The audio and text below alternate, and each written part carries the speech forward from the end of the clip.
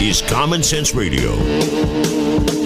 Straightforward and no excuses. All right. Come on now. This is the Steve Gruber Show. Call me crazy. Oh, yeah. What I said was perfectly right and spot on accurate. Boy's got a mouth like a cannon, always shooting it all. Stop. Yeah, stop. I mean, you're way off script. Got it in me. Gonna quit until it all comes out. Hey, boy. Long education. Yeah, you know, it's not cynical. It's common sense. Pay attention to me when I'm talking to you. I'm gonna rock the nation. Rock the nation. Genuine, accountable, and raw. Here is Steve Gruber. It's pretty much the consensus that the big losers at CNBC's debate on Wednesday was CNBC itself, and a complete embarrassment. The moderators were a complete embarrassment to themselves, to that network. Are you a villainous cartoon character? Ben Carson, you're not smart enough to do math. I mean, that's not how they said it exactly, but the questions were just embarrassingly bad, you know. And Chris Christie, I still think his retort was the best one of all, even better than Ted Cruz. We're $19 trillion in debt. We've got ISIS and we've got Al Qaeda, and we're talking about fantasy football. And as a result of all this, Ben Carson, Dr. Ben Carson, Michigan native, calling for a change in the debate formats following that train wreck on Wednesday, where the GOP candidates have all pretty much in unison criticized CNBC. Here's what Carson had to say. Debates are supposed to be established to help the people get to know the candidates and get to know what's behind them and what their thinking process is, what their philosophy is. And what it's turned into is a gotcha. That's silly, and that's not really helpful for anybody. And I've asked my staff to reach out to the other campaigns to talk about a change in format. You know, I think the whole format was just craziness, and I think one of the sentinel moments was when the audience began to boo, you know, the questioners. That tells you a lot. I mean, you got to be really bad for the whole audience to boo you like that. Really bad. In fact, you have to be pathetically bad for the whole audience to start booing the questions. I mean, seriously, it was an economic debate. Maybe they could have talked about, say, tax policy. Most of these candidates have a tax plan to simplify the tax code, to figure out who should pay more taxes, who should pay less, how we're going to fund the government, how we're going to get off the middle classes back with better tax rates. We didn't talk about that. No, we want to talk about fantasy football and who could throw food at each other. I agree with Dr. Carson on this one. It's time to change the format so we can actually have a conversation, figure out what the candidates believe, how they would lead the country, how they would step up. Still to come on the program today, it'll be Congressman Mike Bishop.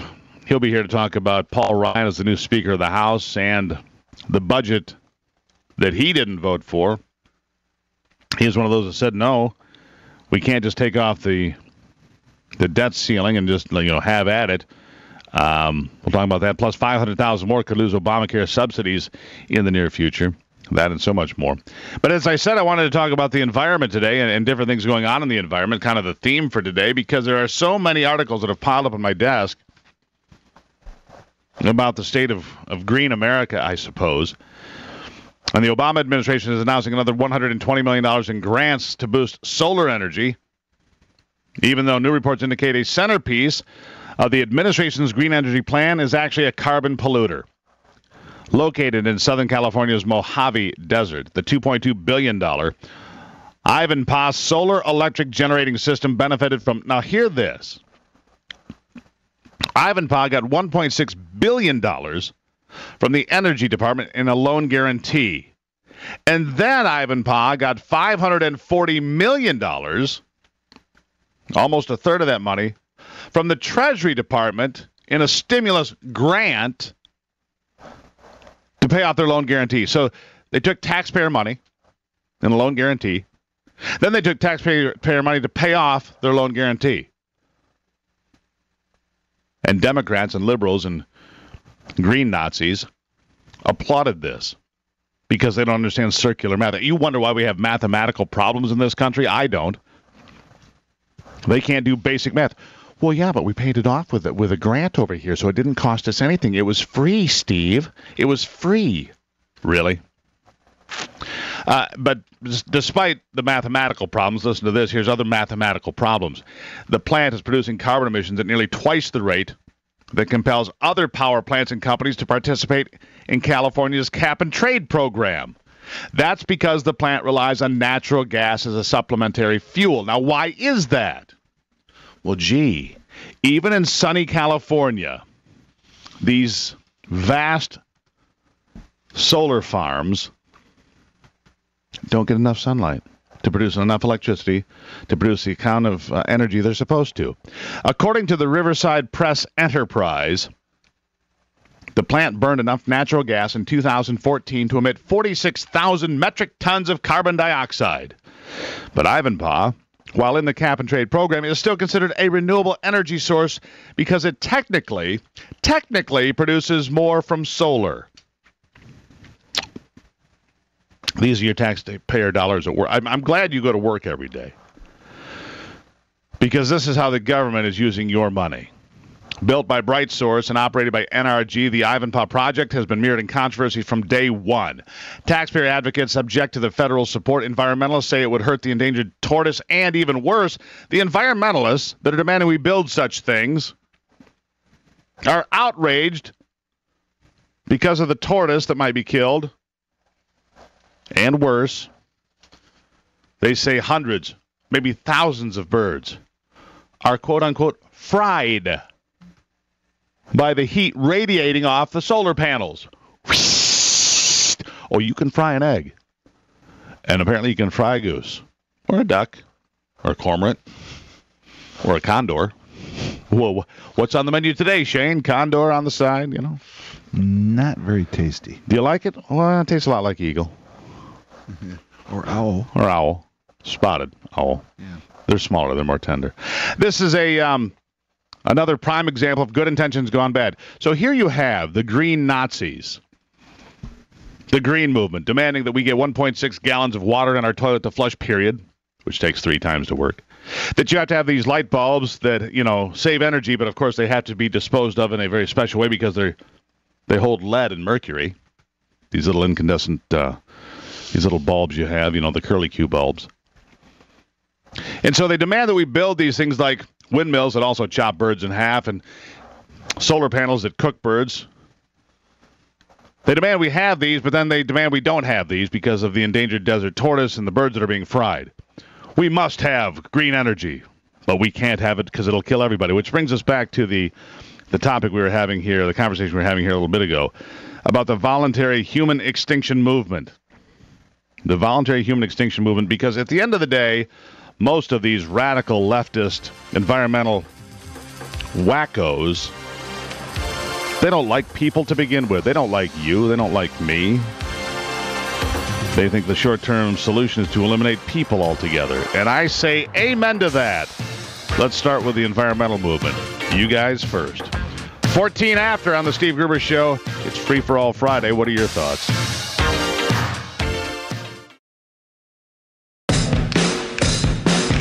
Michigan, born and raised with Midwestern values and Michigan common sense.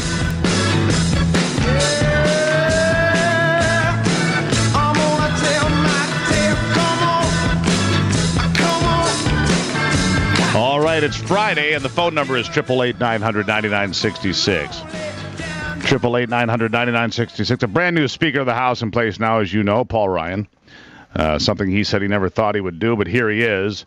Will it change Washington? I don't know. Isn't it interesting that before Paul Ryan was able to take the gavel, a new budget is rammed through, one that takes a cap off spending limits that, takes away the debt ceiling. I mean, what's that mean? That we'll be 20, 21, $22 trillion in debt by the time Obama leaves office? How do you fix that? I don't know the answer. Maybe our next guest does. Congressman Mike Bishop here, joining us again, Republican from Michigan. Congressman, welcome back to the program. Good morning. So I know that you voted against this budget, so-called, but how do we turn this down? I mean, we, the people of America, sent the Republicans en masse to Congress in November of 2014, and yet it feels like the Democrats won. It feels like, Harry Reid and Nancy Pelosi are still in charge because everything that the president wanted this year, and I mean everything, seems to have made its way through. Am I wrong? Well, there's not everything in there. I did vote against it. I didn't think that this budget represented the same level of urgency that I feel for the fiscal crisis this country's in.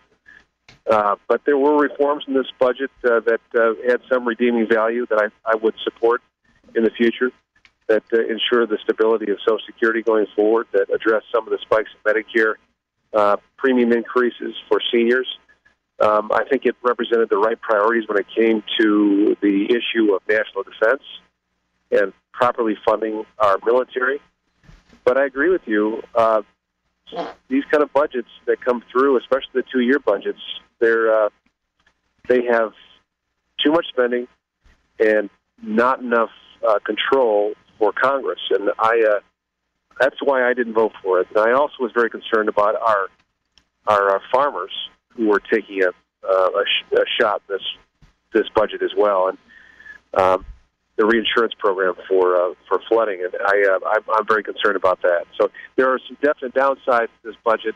There were some upsides, but I don't blame you at all for any skepticism you might have about it. No, I have a ton of it, but here's the thing: we're going to bring in about $3.5 trillion in this fiscal year. It seems we were at 3.3 last year. We would be at 3.5, 3.6 trillion, an all-time record, Congressman. I mean, unbelievable amounts of money coming in. $3.5 trillion, give or take a few pennies. What's a couple of $1 billion between friends? The point being is, our national debt is six times the largest amount of money ever brought in by any government ever in the history of the world. We're 6 times deeper than that in debt. How? If we started today, which we haven't, but if we started today, how would we ever dig ourselves out? Well, that's a good question. And again, the reason why I voted against this budget, I think dramatic steps need to be taken in a different direction. I do believe that, the current, the new speaker, Paul Ryan, despite the fact he did vote for this, has a strong belief in changing the way the system operates. And I know that he looks at this as an opportunity because we've got now this budget issue off the table for 2 years. Gives him a chance to address some of those reforms that he's been wanting to address. But you're going to need substantial reforms to a lot of different areas of our government, including the entitlement reform that Paul Ryan's been talking about, tax reform. This country, I just look back on my days state government and the way Michigan ran its operation, and we were in a fiscal death spiral. And this is one of those moments in our nation's history, probably the most significant moment in our nation's history, that if we don't get it under control now, we're going to lose it for good. And well, I don't see anybody. Nobody's reaching for the wheel. That's the problem, Congressman. We're on the line with Congressman Mike Bishop. You're right. If we don't get it under control now, we're in a death spiral. Nobody's doing anything to put it under control. They just lifted the cap on the debt limit. There's no cap for the next 2 years. And you mentioned Michigan. We're $150 billion in the hole. The state, right. That's 3 times the budget here in Michigan. And that's true. I mean, Illinois, California, Texas, they're all in trouble. There's only like 3 states that don't have huge debt problems. 3 out of 50. So this whole mindset of spend, big government, it's destroying people. Even these little towns that I come from have debt that they can't figure out how to pay. And yet they're going to the polls and saying, well, let's build a bigger school and a nicer football field. What the hell is wrong with people? I can't answer that question because I agree with you. And I have long since believed that, in my 4 years of state government, my last 4 years of state government, we actually reduced the size of government with a Democrat governor. And the reason why we did it was because of that very issue. We had gotten to the point where we could not control the debt anymore, and it was controlling us. And this country has got to face the reality that dramatic changes have got to be made across the board, and it goes for every level of government, but in particular our federal government that has sunk itself into a 18-plus trillion-dollar hole. The deficit's going to grow, as you said. We're not going to bring in the same amount of revenue. And this is a real crisis. And I'm telling you, I agree with you. Paul Ryan has a big task ahead to lead this conference. I know that you're not seeing the kind of changes you want to see right now. I'm not either. I'm frustrated. I do believe that the new members that have come in my freshman class in particular, believe very strongly in the urgency of the situation. And I will tell you that I'm not going to serve in Congress if I can't make a difference in the future. I will continue to push as hard as I can to make a difference. But to me, we can't wait any longer. And I'm going to give Paul Ryan the benefit of the doubt that he's going to step up and be that leader that we're looking for.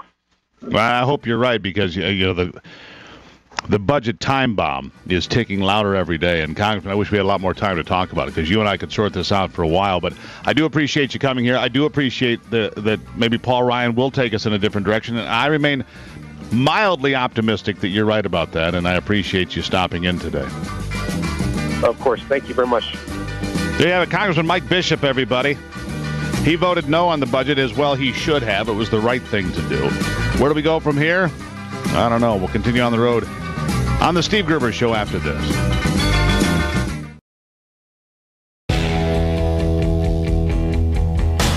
Keeping you in touch with Michigan and the world. In the spirit of Free for All Friday, let's take a quick call off the Common Sense hotline. The number, by the way, 888-900-9966. Frank in DeWitt. Good morning. Great show, as it always is. You were talking about school reform and how terrible it was. And folks, there is something you can do out there for your kids to stop them from being brainwashed by this Common Core garbage and the public school sausage machine. You can homeschool your kids. Take them out of the public schools. It is remarkably affordable. Don't think that you can't do it. You can. If you love your kids, you can do it. The public schools are not good enough for your kids. Take them out and save them. All right, Frank. Greatly appreciate you checking in today. There you have it, Frank from DeWitt, and you can join in too, 888-900-9966. Your calls are encouraged. You know, whatever's on your mind, we'll talk about it. We're going to change directions here for a moment. We're going to get up, get a bird's eye view, if you will, and we're going to get a bird's eye view of orchards and farming and the use of drones in agriculture. Amy Irish Brown, an MSU Extension educator, here to join us and tell us more about it. Amy, welcome to the program. Good morning. I've heard a variety of uses for drones, but I suppose inspecting apple trees and so forth is a new direction, or maybe it's not. It's new to me for sure. Sure. I think we're just at the infancy of trying to figure out how this technology might be used in orchards. There's a lot of ideas being thrown out there, and the technology needs to be developed to maybe put some of those into practice. It's one thing to have a drone fly over an orchard. It's another to get something practical and useful out of that information. Sure. You know, and I've grown up here in southern Michigan, and I've watched farming go from something not particularly high-tech in many areas to today, you know this, of course, if you get inside a combine or one of these large tractors that, are as big as my house, some of these pieces of equipment, they're all run by GPS. They all have the computer-controlled, climate-controlled. It's like being it's like driving a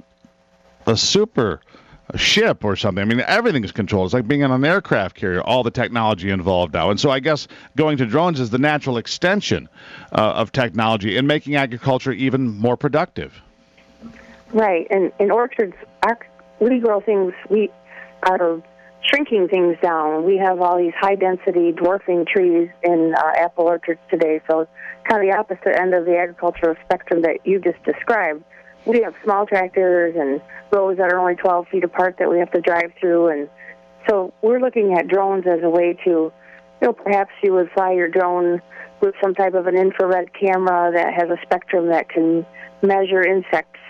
And then you would tie that information back into your sprayer technology that you would only spray the area that needed to be sprayed as you're driving up and down the row, or maybe there's other applications for it for one of the best ones I heard was potentially for birds, particularly in cherries. Birds can be a big trouble for us near harvest time. So maybe the drones will go up and fly autonomously on their own, scare birds away, and growers are free to take care of other tasks then. So see, now that would be a good video. But at some point it might work. Yeah, that'd be a great video. The drone versus the blackbird. In a dogfight out there fighting for the cherries. I'm telling you, those would be the ones that make me nervous because they can be kind of aggressive. Crows, yeah, they have a very smart bird, yeah. We're on the line with Amy Irish Brown, MSU Extension educator. Well, and the other thing that comes to mind, we had some big storms in Michigan earlier this year where crops like grapes and apples were pretty heavily damaged in many areas in northern Michigan. And I would assume that a drone, you could go in and find out what the hail damage is to an apple crop, for example, and these, like you said, these densely planted dwarf trees where they're really dense in their production. And determine, what is your crop loss? Idea. You could talk about crop loss and figure out how you could mitigate what your situation was. Sure, and that's what the demo that I held out in an orchard here recently, some University of Michigan students were working on a drone project, and they their idea is they were able to fly over a whole orchard with cameras and stitch all those pictures together to do something at a faster or more real-time situation than, say, some of the overhead camera, the Google-type pictures that we get now. They're only updated every so often. So they would be able to give you that bird's-eye view that is a little different always than from standing on the ground. At the end of the day, Amy, whether it's the giant combines and machines that are working and using technology in the big fields to densely planted orchards like you're talking about, where smaller tractors come through, but you can focus on the pests that are challenging your crop or crop damage or whatever it may be. Technology has certainly helped the American farmer and farmers around the world to produce more and better crops year after year, it seems to me. You are correct. I mean, I've been an extension educator for just about 25 years, and it's very different than today than it was just 20 years ago, and that's amazing. And nobody should ever think that agriculture is not at the forefront of technology. We're always looking for ways to make the tasks that we have to do easier and better and more efficient. That's the name of the game. And when you look at yields, whether it's corn or apples or grapes or whatever it may be, the yields, it just seems to me, I keep reading what I read recently, record corn, record beans, record apple, record walnut crops. I mean, all sorts of crops continue to set all-time records for production and harvest, which to me, I mean, that's impressive. Sure, and that's because we're, I think, fine-tuning. We're able to use technology to help us keep track of a lot of things. Growing apples is one of the most complex crops you can grow. There's so many things to keep track of. And anything you do to make that more efficient, in turn, hopefully can give you a better yield so that you're doing everything at the cutting edge. It makes me wonder, a lot of kids, and obviously Michigan State University is one of the university's land-grant institution at the Center of Agricultural Education and Research and so forth. What about kids going into agriculture for a field of study these days? You don't hear a lot about it, but certainly there are some great positions and great career opportunities in agriculture. Well, absolutely. I think working as an extension educator for a career has been very fulfilling for me, and in general, I think there is a little bit of slight concern that we're not getting students coming through some of our agricultural institutions, and we're looking at, in a broad picture worldwide, a larger population to feed, and that's going to take smart people to do that. And the field of agriculture is, if people like to work outdoors and like to meet people of all different personalities, I think agriculture is a wonderful place for them to look at as a career. And there's huge opportunities, very diverse opportunities out there. Yeah, I would say if you like really hardworking, smart people, roll up your sleeves and go spend a day at the farm and pick your farm. I don't care if it's a livestock farm or a grain farm or an apple orchard. Mm-hmm. There's always work to be done on the farm, I can assure you. Oh, yeah. Yes, it's a busy place to be. It certainly is. Well, I appreciate you stopping by. Amy Irish Brown from the MSU Extension Service and an educator there. Amy, great conversation. I appreciate it. Thanks for having me. All right, it's Free for All Friday, my friends. 888-900-9966. I think apples are bipartisan. I like the Honeycrisp apples that come from Michigan. I think they're the finest apple ever made. Honeycrisp. My father used to like Fuji. Shane likes Fuji. But Honeycrisp, my friends, made in Michigan, it is the finest apple that I think I've ever tasted. Because Michigan apples, despite what they may tell you, are the finest in the world. See, it's pure Michigan, my friends, on a Free for All Friday.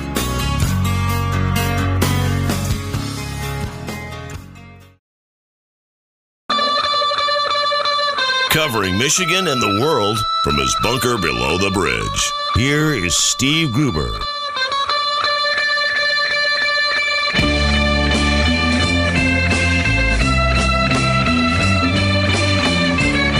Well, if you want to hide from the revelers and don't feel like trick-or-treating, so it is. Be a good weekend to get out. You know, it's, I don't know, isn't it scary movie time? Is that what happens this time of year? Scary movies?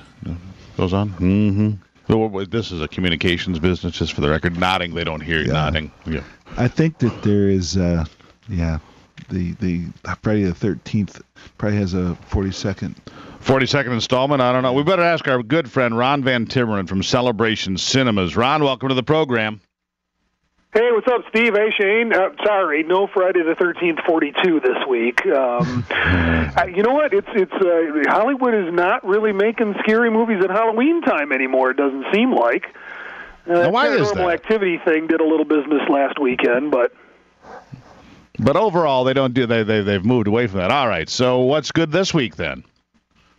Well, we got some big stars in some interesting-looking movies, and you know, being in the communication business like you are, you might be interested in Truth.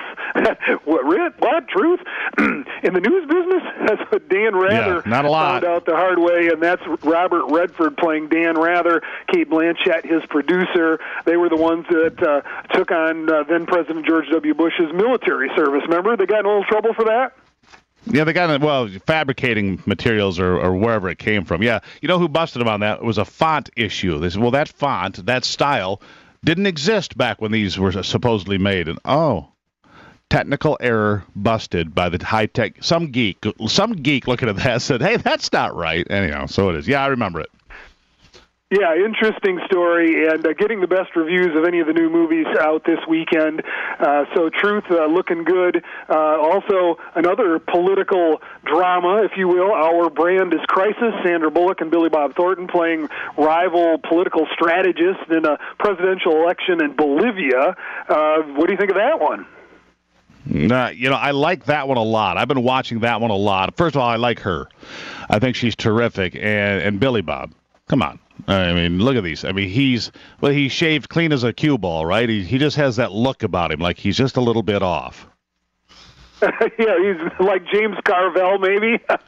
Exactly. The striking similarities there, and yeah, I do love Billy Bob Thornton. I think he's a terrific actor, and he plays sort of that weaselly, greasy political strategist type role fairly well. And reviews have been so-so for Our Brand is Crisis. That's rated R. And then Bradley Cooper stars in the movie Burnt, which is a foodie comedy drama love story co-starring Sienna Miller. That again getting dubious reviews, but everybody loves Bradley Cooper, and I like a good foodie movie too. Well, absolutely. In fact, my wife wants to see that one. She likes that sort of thing, and we like Bradley Cooper as well. And Ivy said, I think we should see that one. I said, hey, if I can go to the movies with you, I'm cool. I'm good. I'm good to go. I'm cool. Exactly. And I missed you for the last couple of weeks, so I caught up with a couple movies like Bridge of Spies, which was fantastic, of course, starring Tom Hanks, directed by Steven Spielberg. I saw the Steve Jobs movie. That was very, very good. Michael Fassbender, he's going to get an Oscar nomination for that role. And then next week, the Hollywood holiday movie season kicks off with a bang. Spectre, the new James Bond movie, be the first to see that next Thursday night, early shows of Spectre. There you go. And The Martian's still doing well at the box office, right? You know what, Steve? I think it'll be number one again. 4 out of the 5 weeks in October, I think Martian's got a chance. None of the late October movies doing much business at the box office, so we need a blockbuster. James Bond arriving just in time. Yeah, and I don't really, and I'll be honest, Ron, I don't pay much attention to James Bond movies. But that one really looks good to me. It really does. I like Land Rovers and Range Rovers, and the fact that the scene where they're coming through sideways with one of those 4-wheel drive trucks. I'm thinking, oh, that's cool. I like that. Yeah, so I'm going to probably see that one. Yeah, they spent a fortune making this new Bond movie, and it looks fantastic on the big screen. I did get a chance to see it. You're going to love it. The new Bond girl, everything looks great in this new James Bond movie. All right, well, go wipe your mouth, Ron. I appreciate that. And you have a great weekend, my friend. Enjoy Halloween. Will do. You too, guys. See you at the movies. There you have it, everybody. Ron Van Timmeren. And, I've never been a big fan of James Bond movies. I mean, for whatever reason, just never my thing. But the previews for this one looks, pretty good to me.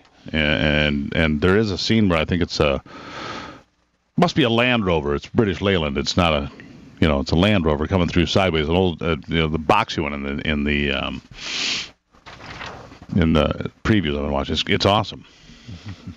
Is it the old version? It looks like it's the old box. I mean, it could be a newer one. I don't own one, so it's hard for me to keep track of. But Our Brand is Crisis is probably the number one movie on my 2C list. Our Brand is Crisis. Sandra Bullock and Billy Bob Thornton down there in South America trying to win an election. So that's probably going to be my.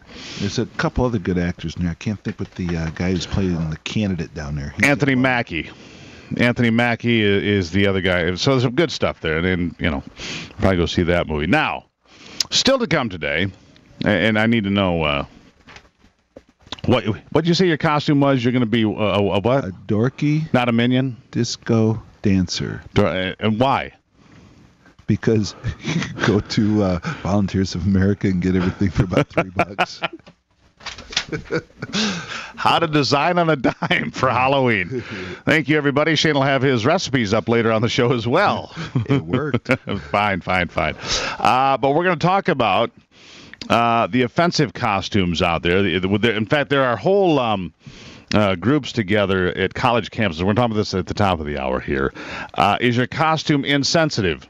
Universities are putting out counselors where you can call the hotline to find out if your costume is going to offend someone. And apparently, being Caitlin, I mean, there's just no good time to be Caitlin if you're going to do that. So that's one of the most offensive costumes, apparently. Dressing up as any sort of a native person anywhere from the planet, completely inappropriate, I'll just tell you right now. They're putting up posters on campuses. Says Halloween checklist. Is your costume offensive? And it has a list of criteria. And we'll find out what that criteria is from different universities because we don't want to think too much. We'll do the thinking for you and tell you what's offensive. Straight ahead on this free-for-all Friday edition of the Steve Gruber Show.